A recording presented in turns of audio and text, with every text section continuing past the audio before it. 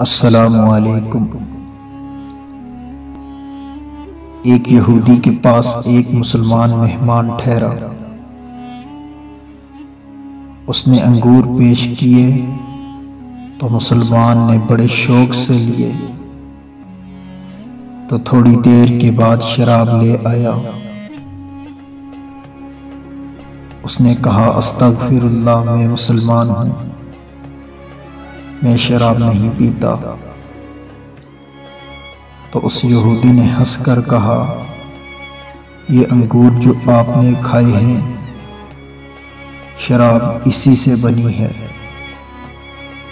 تو مسلمان نے کہا آپ کی بیوی کدھر ہے؟ تو وہ اپنی بیوی کو بلا کر لے آیا۔ مسلمان نے کہا آپ کی کوئی اولاد بھی ہے؟ اس یہودی نے کہا ہاں میری ایک بیٹی بھی ہے۔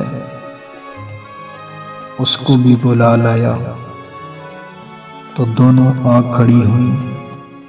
مسلمان نے کہا تیری بیوی حلال ہے تیرے لیے، اور یہ بیٹی جو اسی سے پیدا ہوئی ہے یہ حلال نہیں ہے۔ حضرت محمد صلی اللہ علیہ وسلم نے فرمایا جس نے کہا اللہ کے سوا کوئی عبادت کے لائق نہیں،